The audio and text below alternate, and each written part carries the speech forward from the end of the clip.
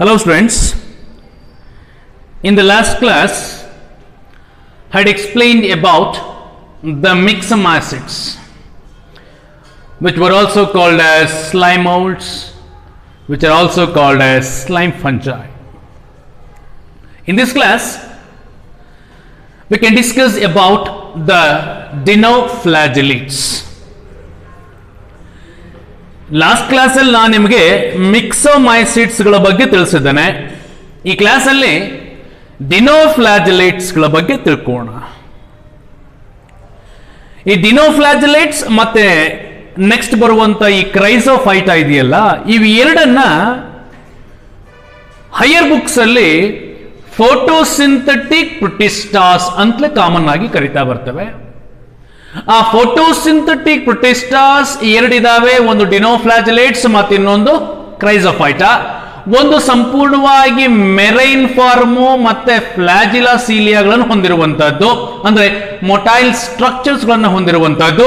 ಇನ್ನೊಂದು ಯಾವುದಪ್ಪ ಅಂದ್ರೆ maximum they are fresh water, ಮತ್ತೆ ಅವುಗಳಲ್ಲಿ ಫ್ಲಾಜಿಲಾಸೀಲಿಯಾ ಇಲ್ಲದೆ ಇರುವಂತಹದ್ದು. ಎರಡು plant like cellulosic cell wall ಇರುವಂತಹದ್ದೇ. ಸೊ ಈ ರೀತಿಯಾಗಿ ಎರಡು ಭಾಗ ಆಗ್ತವೆ ಫೋಟೋಸಿಂಥೆಟಿಕ್ ಪ್ರೊಟಿಸ್ಟಾಸ್ಗಳಲ್ಲಿ. ಇಲ್ಲಿ ಕಾಮನ್ ಆಗಿ ಡಿನೋಫ್ಲಾಜೆಲೇಟ್ಸ್ಗಳ ಬಗ್ಗೆ ತಿಳ್ಕೊತಾ ಬರ್ತವೆ. Dinoflagellates are the photosynthetic protistas. That means they contains the photosynthetic pigments which can synthesize their own food. ಆ ಒಂದು ಫೋಟೋಸಿಂಥೆಟಿಕ್ ಪ್ರೊಟಿಸ್ಟಾಸ್ಗಳು ಈ ಒಂದು ಡಿನೋಫ್ಲಾಜೆಲೇಟ್ಸ್ಗಳಾಗಿದ್ದು ದೇ ಆರ್ ಮೋಸ್ಟ್ಲಿ ಮೆರೈನ್, ಸಮುದ್ರದಲ್ಲೇ ಹೆಚ್ಚು ಕಂಡು ಬರುವಂತದ್ದಾಗಿದ್ದಾವೆ. ಯಾವುದು? ಈ ಒಂದು ಡಿನೋಫ್ಲಾಜೆಲೇಟ್ಸ್. ಈ ಡಿನೋಫ್ಲಾಜೆಲೇಟ್ಸ್ಗಳು ದೇ ಅಕ್ಕರ್ ಇನ್ ಮೆನಿ ಕಲರ್ಸ್. ಇದರ ಮೇಜರ್ ಪಿಗ್ಮೆಂಟ್ ಯಾವುದು ಅಂತಂದ್ರೆ ಫ್ಯೂಕೋಕ್ಸಾಂಥಿನ್. ಇದು ಬ್ರೌನ್ ಕಲರ್ ಪಿಗ್ಮೆಂಟ್. ಈ ಫ್ಯೂಕೋಕ್ಸಾಂಥಿನ್ನ ಜೊತೆಗೆ ಇನ್ನಿತರ ಪಿಗ್ಮೆಂಟ್ಸ್ ಗಳನ್ನು ಇದು ಹೊಂದಿದೆ. ಆ ಪಿಗ್ಮೆಂಟ್ಸ್ಗಳು ಮೇಜರ್ ಆಗಿ ಯಾವುದು ಜಾಸ್ತಿ ಇದೆಯೋ ಅದರ ಆಧರಿಸಿ ಹಲವು ಬಣ್ಣಗಳಲ್ಲಿ ಈ ಡಿನೋಫ್ಲಾಜೆಲೇಟ್ಸ್ ಕಂಡು ಬರ್ತದೆ. In addition to this fucoxanthin we see the other pigments. Based on that pigments, these dinoflagellates appears in various colors. ಅದು ಯಾವ್ಯಾವುದು ಅಂತಂದ್ರೆ they might be yellow, green, brown, blue or red. ಯಾವುದನ್ನ ಆಧರಿಸಿ depending on the pigment present along with the fucoxanthin. They are single celled. ಇದು ಗೊತ್ತಿರುವಂತ ವಿಚಾರವೇ, because ಇದು protistas ಗಳಾಗಿರೋದ್ರಿಂದ they are unicellular eukaryotic, ಅರ್ಥ ಆಗಿರುವಂತ ವಿಚಾರವೇ. ದೇ ಆರ್ ಸಿಂಗಲ್ ಸೆಲ್ಡ್, ಪ್ರಮುಖವಾಗಿ with cellulosic cell wall. Right, plant like ಅಂತ ಹೇಳ್ತಾ ಇರೋದೇ ಅದೇ ವಿಚಾರಕ್ಕೆ. ಯೂನಿಸೆಲ್ಯುಲರ್ ಆಗಿದ್ದರು, ಯೂಕ್ಯಾರಿಯೋಟಿಕ್ ಸೆಲ್ ಆಗಿದ್ದರು, ಇದರ ಜೊತೆಯಲ್ಲಿ ಸೆಲ್ಯುಲೋಸಿಕ್ ಸೆಲ್ ವಾಲ್ ಅನ್ನು ನೋಡ್ತೇವೆ. ಇಲ್ಲಿ ಈ ಚಿತ್ರ ನೋಡ್ಕೊಳ್ಳಿ. ಈ ಚಿತ್ರದಲ್ಲಿ ನಾನು ಒಂದು ಸಿಂಪಲ್ ಆಗಿರುವಂತಹ ಒಂದು ಡಿನೋಫ್ಲಾಜೆಲೇಟ್ಸ್ ಅನ್ನು ಬರೆದಿದ್ದೇನೆ ನೋಡಿ. ಒಳಭಾಗದಲ್ಲಿ ಪ್ರಾಮಿನೆಂಟ್ ನ್ಯೂಕ್ಲಿಯಸ್ ಇದೆ, ಅದಾದ ಮೇಲೆ ಪ್ಲಾಸ್ ಮೆಂಬ್ರೇನ್ ಇದೆ. ಆ ಪ್ಲಾಸ್ ಮೆಂಬ್ರೇನ್ ಒಳಗೇನಿದೆ ಅಂತಂದ್ರೆ ಸೈಟೋಪ್ಲಾಸಮ್ ಇದೆ. ಅದನ್ನ ನಾವು ಪ್ರೋಟೋಪ್ಲಾಸ್ಟ್ ಅಂತ ಕರೀತೇವೆ. ಇದು ಗೊತ್ತಿರುವಂತ ವಿಚಾರ. ಆ ಪ್ರೋಟೋಪ್ಲಾಸ್ಟ್ ನ ಹೊರಭಾಗದಲ್ಲಿ there is a cell wall which is made up of cellulose. ಆ ಸೆಲ್ಯುಲೋಸ್ ಇಂದ ಮಾಡಲ್ಪಟ್ಟಂತಹ ಈ ಸೆಲ್ ವಾಲ್ ಇದೆಯಲ್ಲ, ಅದು ಹೇಗಿದೆ ಅಂತಂದ್ರೆ ಅದು ಎರಡು ಶೀಲ್ಡ್ ಲೈಕ್ ಇದಾವೆ. ನಮ್ಮ ಪ್ಲಾಂಟ್ ಸೆಲ್ಗಳಲ್ಲಿ ಕಂಪ್ಲೀಟ್ ಆಗಿ ಇಂಟ್ಯೂಸೆಪ್ಷನ್ ಆಗಿ ಒಂದೇ ತರ ವಾಲ್ ಆಗಿರ್ತದೆ. ಆದ್ರೆ ಇಲ್ಲಿ ಹೇಗಾಗಿದೆ ಅಂತಂದ್ರೆ ಮೇಲ್ಗಡೆ ಅರ್ಧ ಕೆಳಗಡೆ ಅರ್ಧ ಇವೆರಡು ಸೇರಿಸಿದಂಗಿರ್ತದೆ. ಹೇಗೆ? ಎರಡು ಕವಚಗಳನ್ನು ಸೇರಿಸಿದ ಹಾಗೆ. ಯಾವುದು? ಸೆಲ್ಯುಲೋಸಿಕ್ ಸೆಲ್ ವಾಲ್ ಡಿನೋಫ್ಲಾಜೆಲೇಟ್ಸ್ ಅಲ್ಲಿ ಹೇಗಿದೆ ಅಂತಂದ್ರೆ ಎರಡು ಕವಚಗಳನ್ನ ಹೊದಿಸಿದ ಹಾಗೆ. ಒಂದು ಕ್ಯಾಪ್ ಲೈಕ್ ಸ್ಟ್ರಕ್ಚರ್ ಮೇಲ್ಗಡೆಯಿಂದ ಒಂದು, ಕೆಳಗಡೆಯಿಂದ ಒಂದು ಲಿಡ್ಗಳನ್ನ ಕವರ್ ಮಾಡಿದ ಹಾಗೆ ಸೆಲ್ ಹೊರಭಾಗದಲ್ಲಿ ಕಾಣಿಸ್ತಾ ಬರ್ತದೆ. ಯಾವುದು? ಈ ಸೆಲ್ಯುಲೋಸಿಕ್ ಸೆಲ್ ವಾಲ್. ಅದನ್ನೇ ಇಲ್ಲಿ ನಾನು ಹೇಳ್ತಾ ಇರೋದು, they are single cell no doubt with cellulosic cell wall.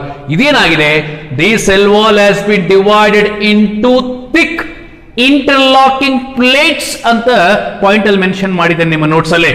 ಆ ರೀತಿಯಾಗಿ thick interlocking plates like which gives the organism and armoured appearance. ಹೇಗಿದೆ ಅಂತಂದ್ರೆ, ಕವಚಗಳನ್ನು ಹಾಕೊಂಡು ಯುದ್ಧಕ್ಕೆ ಹೋಗುವಂತವ್ರು ಕವಚ ಹಾಕೊಂಡಿರ್ತಾರಲ್ಲ, ಶೀಲ್ಡ್ಗಳನ್ನು ಹಾಕೊಂಡಿರ್ತಾರಲ್ಲ, ಅದೇ ರೀತಿಯಾಗಿ ಈ ಒಂದು ಡಿನೋಫ್ಲಾಜಿಲೇಟಿನ ಸೆಲ್ ವಾಲ್ ಅನ್ನ ಶೀಲ್ಡ್ ತರ ಸೆಲ್ ವಾಲ್ ಅನ್ನು ಹಾಕೊಂಡಿರೋದ್ರಿಂದ ನೋಡ್ಲಿಕ್ಕೆ ಅದು ಆರ್ಮೋರ್ಡ್, ಯುದ್ಧಕ್ಕೆ ಹೊರಟಂತ ಸೋಲ್ಜರ್ ತರ ಕಾಣಿಸ್ತಾ ಇರ್ತದೆ ಅಂತ ಹೇಳಲಿಕ್ಕೆ ಅವರು ಆರ್ಮೋರ್ಡ್ ಅಪಿಯರೆನ್ಸ್ ಇದೆ ಅಂತ ಹೇಳ್ತಿದ್ದಾರೆ. ಆಮೇಲೆ ದೇ ಹ್ಯಾವ್ ಟೂ ಫ್ಲಾಜಿಲಾ, ಎರಡು ಫ್ಲಾಜಿಲಾಗಳನ್ನು ಹೊಂದಿದ್ದಾವೆ. ಆ ಫ್ಲಾಜಿಲಾಗಳು ಎಲ್ಲಿದ್ದಾವೆ ಅಂತಂದ್ರೆ ನೋಡಿ, ಈ ಚಿತ್ರ ನೋಡ್ಕೊಳ್ತಾ ಇರಿ. ಮೇಲ್ಗಡೆ ಒಂದು ಸೆಲ್ಲೋಸಿಕ್ ಶೀಲ್ಡು, ಕೆಳಗಡೆ ಒಂದು ಸೆಲ್ಲೋಸಿಕ್ ಶೀಲ್ಡು. ಮೇಲ್ಭಾಗವನ್ನ ನಾವು ಎಪಿ ವ್ಯಾಲ್ವ್ ಅಂತ ಕರಿತಾ ಇದ್ದೇವೆ, ಕೆಳಭಾಗವನ್ನ ಹೈಪೋ ವ್ಯಾಲ್ವ್ ಅಂತ ಕರಿತೇವೆ. ಹೈಪೋ ಮೀನ್ಸ್ ಬಿಲೋ ಅಂತ ಅರ್ಥ, ಎಪಿ ಮೀನ್ಸ್ ಮೇಲೆ ಅಂತ ಅರ್ಥ ಗೊತ್ತಿದೆ. ಸೊ ಎಪಿ ವಾಲ್ವ್ ಮತ್ತೆ ಹೈಪೋ ವಾಲ್ವಿನ ನಡುವೆ ಒಂದು ಸ್ಪೇಸ್ ಇದೆ, ಅದನ್ನ ಫರೋಸ್ ಅಂತ ಕರಿತಾ ಇದ್ದೇವೆ. ಆ ಒಂದು ಫರೋಸ್ ಅಲ್ಲಿ ಎರಡು ಫ್ಲಾಜಿಲಾಗಳನ್ನು ನೋಡ್ತಿದ್ದೇವೆ. ಅದು ಯಾವ್ಯಾವುದು ಅಂತಂದ್ರೆ, ಒಂದು ಲಾಂಗಿಟ್ಯೂಡಿನಲ್ ಡೈರೆಕ್ಷನ್ ಅಲ್ಲಿ ಇರುವಂತಹದ್ದು, ಮತ್ತೊಂದು ಟ್ರಾನ್ಸ್ವರ್ಸ್ ಡೈರೆಕ್ಷನ್ ಅಲ್ಲಿ ಇರುವಂತಹದ್ದು, ಒಂದಕ್ಕೊಂದು 90 ಡಿಗ್ರಿಯಲ್ಲಿ ಇರುವಂತಹದ್ದು. ಸೊ ಯಾವ ಫ್ಲಾಜಿಲಮ್ ಲಾಂಗಿಟ್ಯೂಡಿನಲ್ ಜಾಗದಲ್ಲಿ ಇದೆಯೋ ಅದನ್ನ ಲಾಂಗಿಟ್ಯೂಡಿನಲ್ ಫ್ಲಾಜಿಲಮ್ ಅಂತ ಕರಿತೇವೆ, ಮತ್ತೊಂದನ್ನ ಟ್ರಾನ್ಸ್ವರ್ಸ್ ಫ್ಲಾಜಿಲಮ್ ಅಂತ ಕರಿತಾ ಇದ್ದೇವೆ. ಸೊ ಈ ಎರಡು ಫ್ಲಾಜಿಲಮ್ ಎಲ್ಲಿದೆ ಅಂತಂದ್ರೆ, they are present in the furrows that has been form in between the epivalve and hypovalve. Right? So ಅದಲ್ಲಿ they have got the two flagellas which are present on two directions in the furrows which has been formed between the cell plates. ಆಮೇಲೆ ನಮಗೆಲ್ಲ ಗೊತ್ತಿದೆ, they are photosynthetic ಅಂತ. They can prepare their own food ಅಂತ. ಆಹಾರವನ್ನು ತಮಗೆ ತಾವೇ ತಯಾರು ಮಾಡಿಕೊಳ್ತೇವೆ ಅನ್ನೋದು ಅಂಡರ್ಸ್ಟುಡ್. ತಯಾರು ಮಾಡಿಕೊಂಡದನ್ನೆಲ್ಲ ಬಳಸ್ಕೊಳ್ಳುತ್ತಾ ಇಲ್ಲ. ಎಷ್ಟು ಖರ್ಚಾಗಬೇಕು ಅಷ್ಟು ಖರ್ಚಾಗುತ್ತೆ. ಉಳಿದದ್ದನ್ನೇನು ಮಾಡ್ಕೊಂಡಿರುತ್ತೆ, ತನ್ನ ಒಳಗೆ, ಆ ಸೆಲ್ಲಿನ ಒಳಗೆ ಸೈಟೋಪ್ಲಾಸಮ್ನಲ್ಲಿ ಸ್ಟೋರ್ ಮಾಡಿಕೊಂಡಿರುತ್ತೆ. ಏನಾಗಿ ಸ್ಟೋರ್ ಮಾಡಿಕೊಳ್ಳುತ್ತೆ ಅನ್ನೋದು ಮುಖ್ಯ. ಆ ಸ್ಟೋರೇಜ್ ಇದೆಯಲ್ಲ, ಆ ಸ್ಟೋರ್ಡ್ ಅನ್ನ ರಿಸರ್ವ್ಡ್ ಫುಡ್ ಮೆಟೀರಿಯಲ್ಸ್. ಯಾಕೆ ಸ್ಟೋರ್ ಮಾಡ್ಕೊಂಡಿರುತ್ತೆ ಅಂತಂದ್ರೆ, ರಿಸರ್ವ್ ಆಗಿ ಇಟ್ಕೊಂಡಿರುತ್ತೆ. ಯಾವಾಗಲಾದ್ರೂ ಅದಕ್ಕೆ ಆಹಾರ ಸರಿಯಾಗಿ ಸಿಕ್ಲಿಲ್ಲ ಅಂತಂದ್ರೆ ಆ ಸ್ಟೋರ್ ಮಾಡಿಕೊಂಡಂತಹ ಆ ರಿಸರ್ವ್ಡ್ ಫುಡ್ ಮೆಟೀರಿಯಲ್ಸ್ ನ ತನಗೆ ತಾನು ಬಳಸ್ಕೊಳ್ಳಿಕ್ಕೆ. ಹಾಗಾದ್ರೆ ಆ ರಿಸರ್ವ್ಡ್ ಫುಡ್ ಮೆಟೀರಿಯಲ್ಸ್ ಏನಾಗಿ ಸ್ಟೋರ್ ಆಗಿರ್ತದೆ ಅಂತಂದ್ರೆ, the reserved food materials is in the form of oils and ಪಾಲಿಸ್ಯಾಕರೈಡ್ಸ್.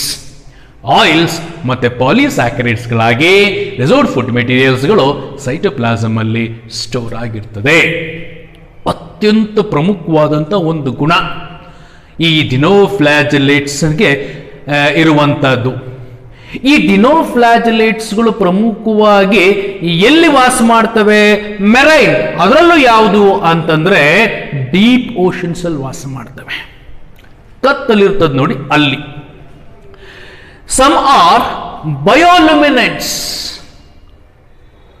ಬಯೋಲ್ಯುಮಿನೆಂಟ್ಸ್ ಅಂತಂದ್ರೆ ಲೈಟ್ ಅನ್ನ ಎಮಿಟ್ ಮಾಡುವಂತಹವು ಅಂತ ಅರ್ಥ. ಇದನ್ನ ನೀಟ್ ಎಕ್ಸಾಮ್ ನಲ್ಲಿ ಕೇಳಿದ್ರು. Some are bioluminescents, their phosphorescence causes the glowing bodies in the dark. ಈ ಫ್ಲೋರೆಸೆಂಟ್ ಲೈಟ್ಸ್ ಗಳು ಕತ್ಲೆಯಲ್ಲಿ ಹೊಳಿತಾವ ನೋಡಿ, ಅದೇ ರೀತಿಯಾಗಿ ಅದರೊಳಗಿರುವಂತಹ ಈ ಒಂದು ಕಾಂಪೊನೆಂಟ್ ಫಾಸ್ಫೋರೆಸೆನ್ಸ್ ಅನ್ನುವಂತಹದ್ರಿಂದ ಏನಾಗ್ತದೆ, ಇದು ಫ್ಲೋರೆಸೆಂಟ್ ಲೈಟ್ ತರ ಕತ್ಲೆಯಲ್ಲಿ ಹೊಳಿತಾ ಬರುತ್ತವೆ. ಎಲ್ಲವೂ ಅಲ್ಲ, some are bioluminescents due to the presence of phosphorescence. They contains the glowing body in the dark. ಆಮೇಲೆ The red dinoflagellates like Gunnelix undergoes a rapid multiplication that makes the sea appears red, called red tides. ಡಿನೋಫ್ಲಾಜಿಲೇಟ್ಸ್ಗಳು ಕೆಲವು ಕೆಂಪು ಬಣ್ಣದಲ್ಲಿದ್ದಾವೆ.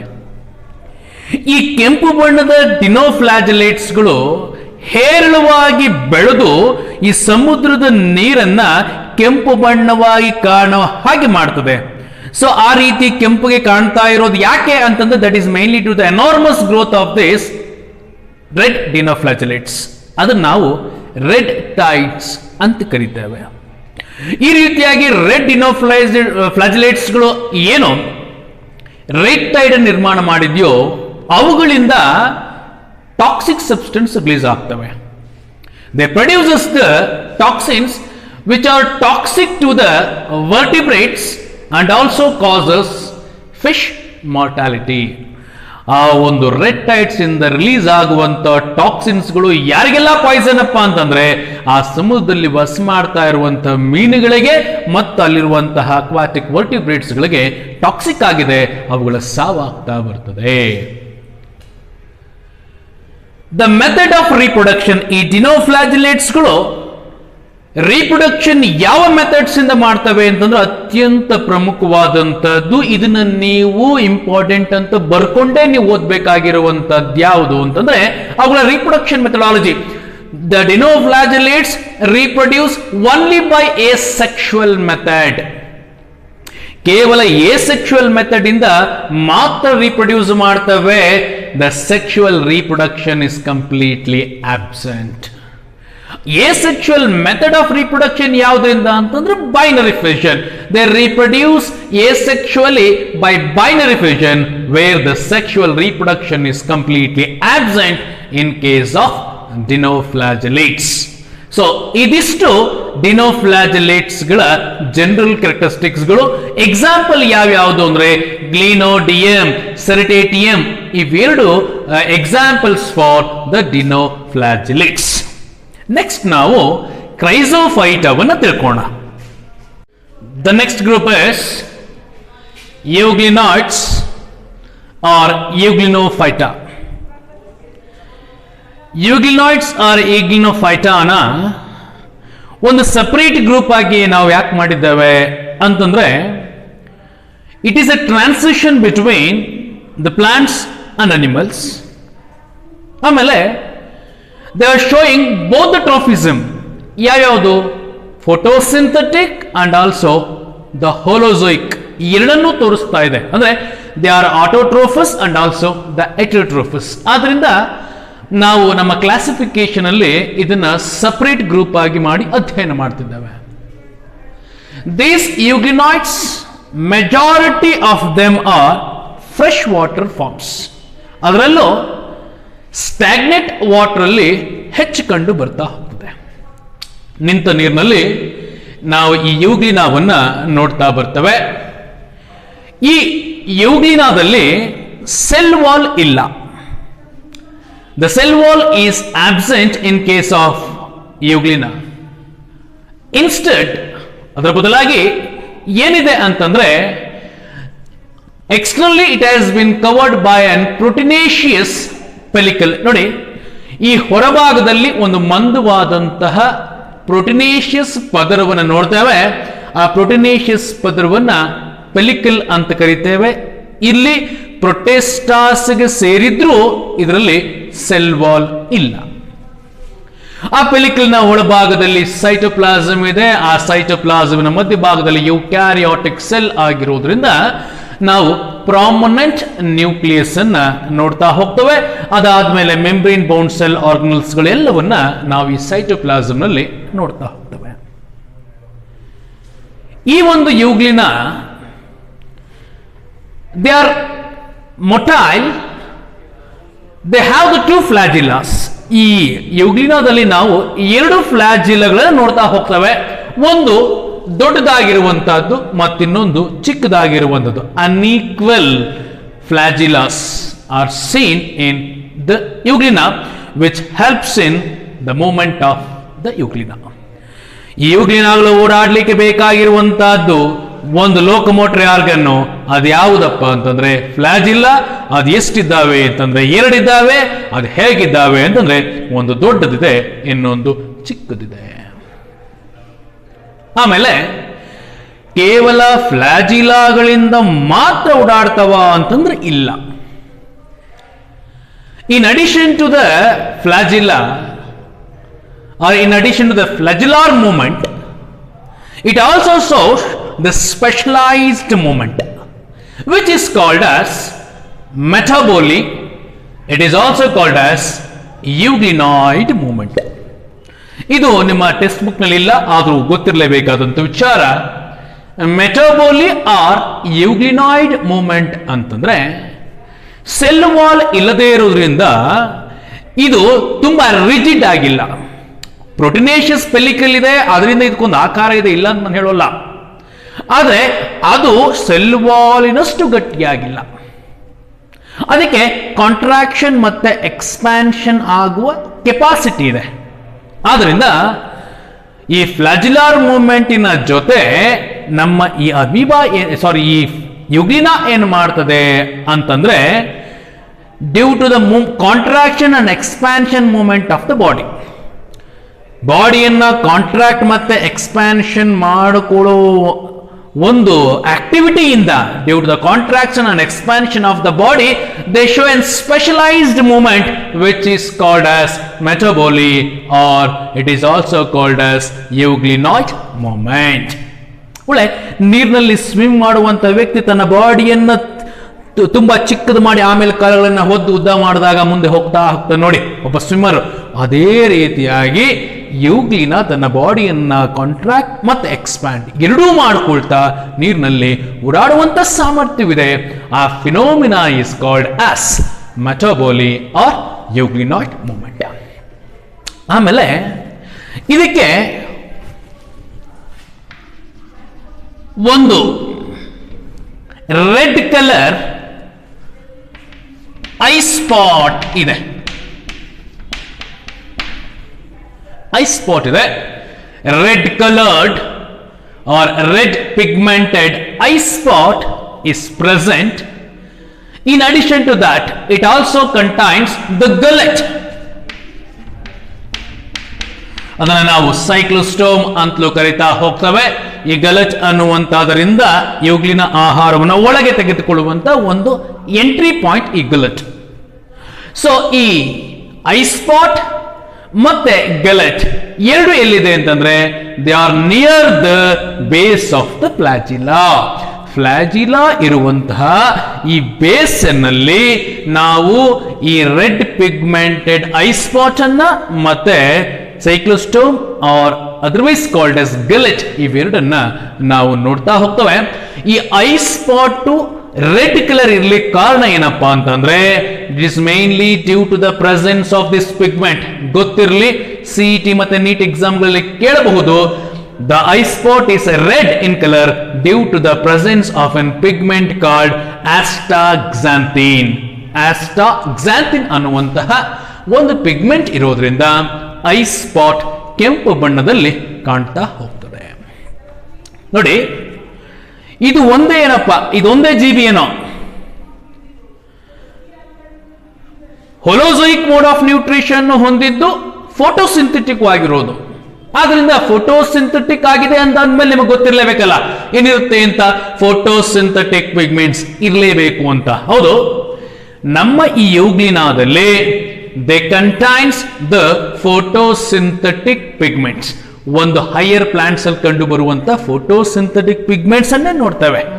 So ಆದ್ರಿಂದ they are ಆಟೋಟ್ರೋಫಸ್.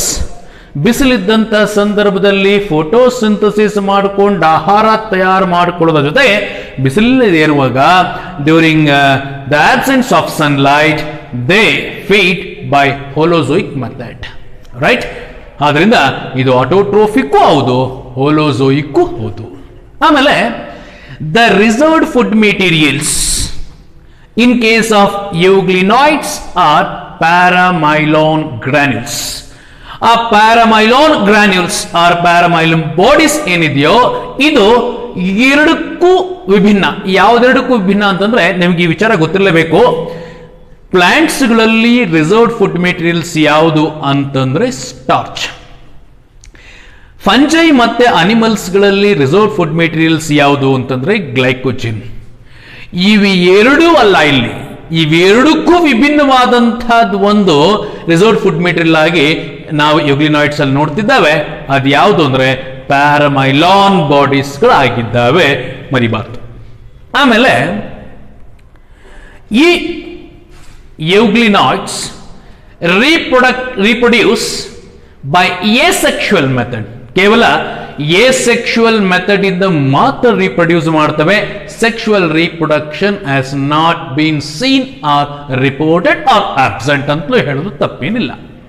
ಹಾಗಾದ್ರೆ asexually ಹೆಂಗ್ reproduce ಮಾಡ್ತದೆ ಯುಗ್ಲಿನ ಅಂತಂದ್ರೆ, the euglena reproduce asexually by binary fission. Binary fission ಅಂದ್ರೆ ಏನು ಅಂತ ನಾನು ನಿಮ್ಗಾಗ್ಲೇ ಹೇಳಿದ್ದೇನೆ.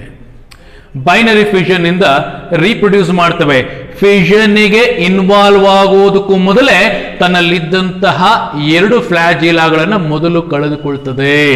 ತನ್ನ ಫ್ಲಾಜಿಲಾಗಳನ್ನ ಕಳೆದುಕೊಂಡು ಅದಾದ ಮೇಲೆ ಆ ಸೆಲ್ ಡಿವಿಷನ್ಗೆ ಅಥವಾ ಫಿಷನ್ಗೆ ಎಂಟರ್ ಆಗ್ತದೆ. ಇದಿಷ್ಟು ಯುಗ್ಲಿನಾದ ಜನರಲ್ ಕ್ಯಾರೆಕ್ಟರಿಸ್ಟಿಕ್ಸ್. ಆದ್ರೆ ಎಕ್ಸಾಂಪಲ್ಸ್ ಯಾವ್ಯಾವುದು ಅಂತಂದ್ರೆ ಯುಗ್ಲಿನಾ, ಡೈಸ್ಟಿಗ್ಮಾ, ಪೆರಿನಿಮಾ, ಇವೆಲ್ಲ ಏನಪ್ಪಾ ಅಂದ್ರೆ they are the examples which comes under the euglenoid or Euglenophyta. ಈ ಕ್ಲಾಸಲ್ಲಿ ನಾನು ನಿಮಗೆ ಪ್ರಮುಖವಾಗಿ 2 ವಿಚಾರಗಳನ್ನು ತಿಳಿಸಿದ್ದೇನೆ. ಅದು ಯಾವ್ಯಾವುದು ಅಂತಂದ್ರೆ, ಒಂದು ಯುಗ್ಲಿನಾಯ್ಡ್ಸಿನ ಜನರಲ್ ಕ್ಯಾರೆಕ್ಟರಿಸ್ಟಿಕ್ಸ್, ಮತ್ತೆ ಆ ಒಂದು ಯುಗ್ಲಿನಾಯ್ಡ್ನ ಒಂದು example of the diagram has been written in the board and had been explained the parts of the euglena, right?